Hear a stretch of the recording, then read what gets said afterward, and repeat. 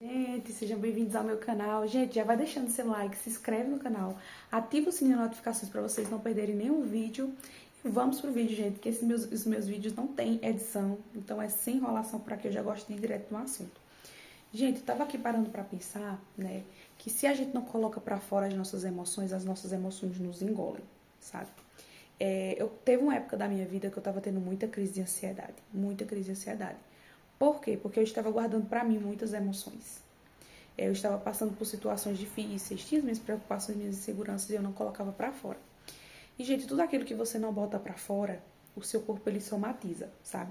Por isso que é muito importante, se você tem alguma coisa que está te atrapalhando, sabe? Alguma situação difícil que você já tentou resolver e você não consegue, leva para Deus, sabe? Porque Deus é o médico dos médicos, eu acredito muito na importância da fé.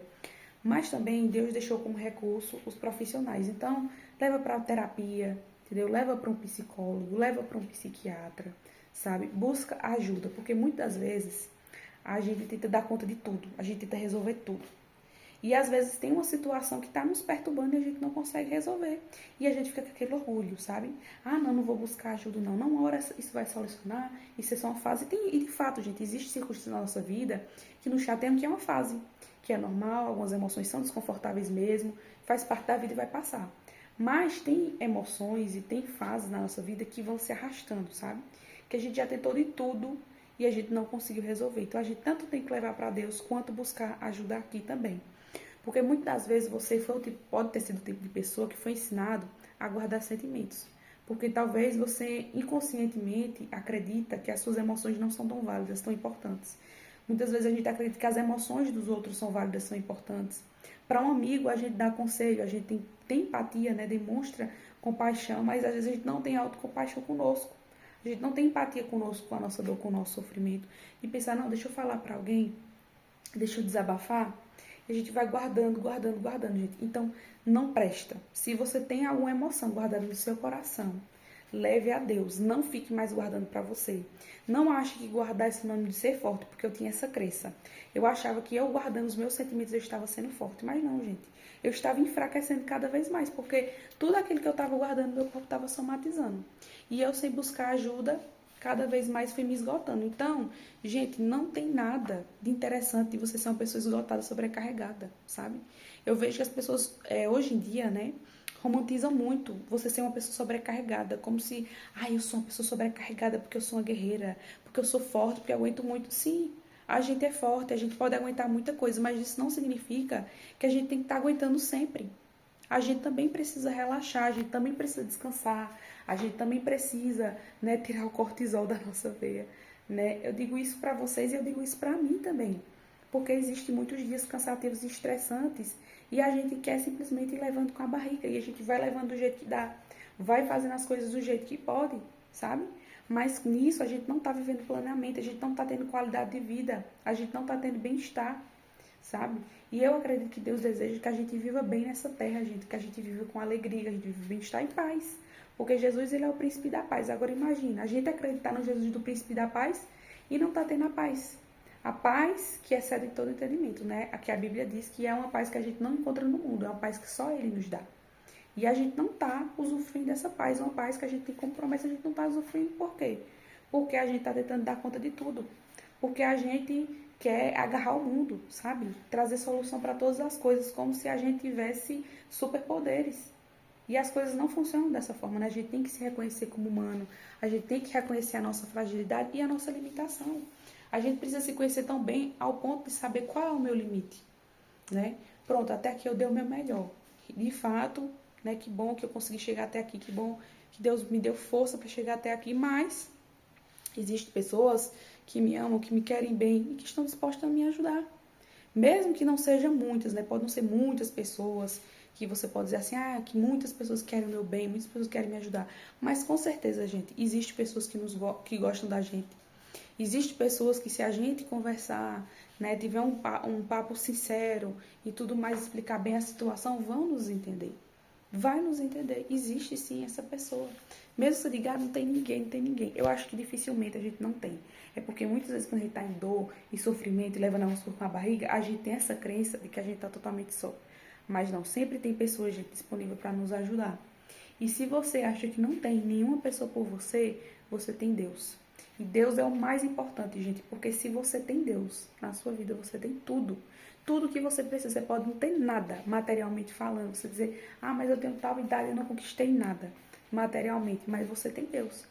E se você se apegar a Ele, se você buscar se esforçar, estudar, dar o seu melhor, correr atrás, você consegue as coisas terrenas também.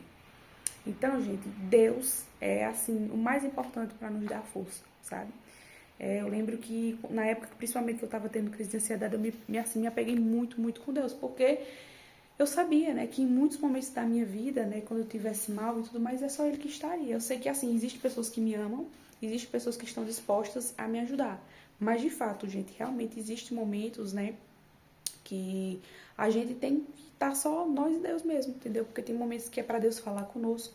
E se a gente está rodeado de pessoas, numa circunstância assim, de muita movimentação na nossa rotina, a gente não para escutar aquilo que Deus tem a dizer. Então é por isso que a gente precisa ter o nosso momento devocional. Eu prefiro, gente, particularmente fazer meu momento devocional pela manhã.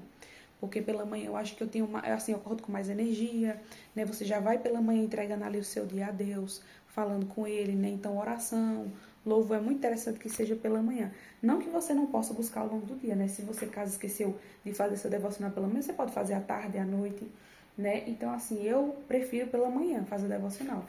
Mas tem dias que, por exemplo, eu passo o dia inteiro, esqueço de orar e lembro só de noite. Então, eu vou orar à noite, né? Vou orar no dia, assim, no momento que eu lembrar do meu dia.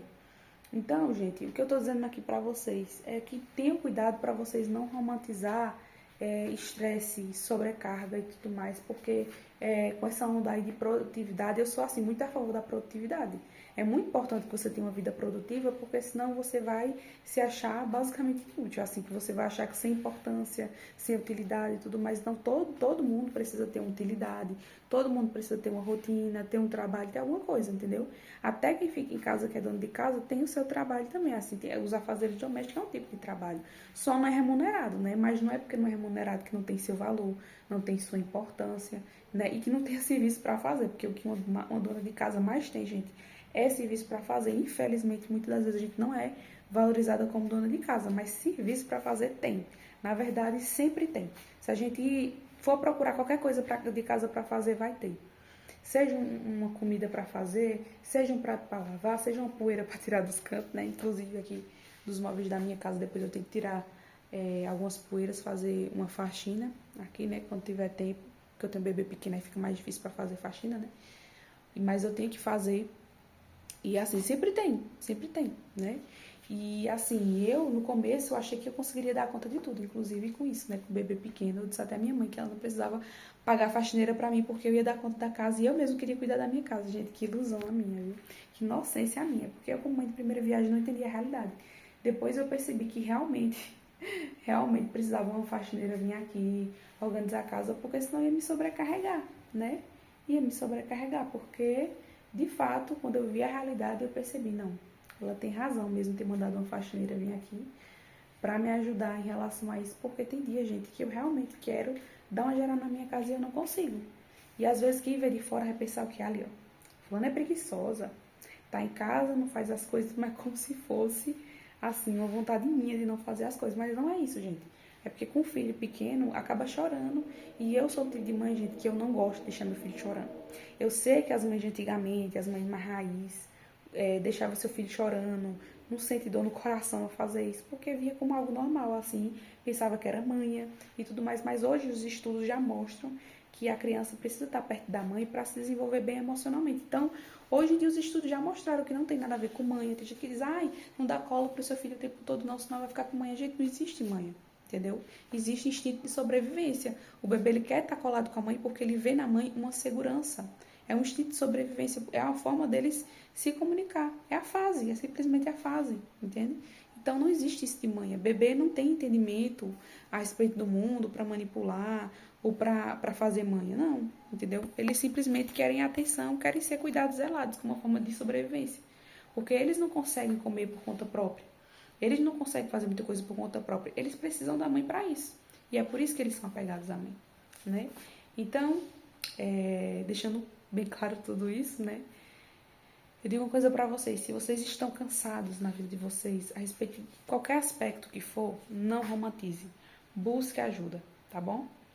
Então, gente, se vocês não deram o like no começo do vídeo, aproveita para dar o like agora. Se inscrever no canal, ativa o sininho de notificações, porque eu estou enviando vídeos novos todos os dias aqui no canal, para não deixar vocês sem conteúdo, tá bom? Um beijo.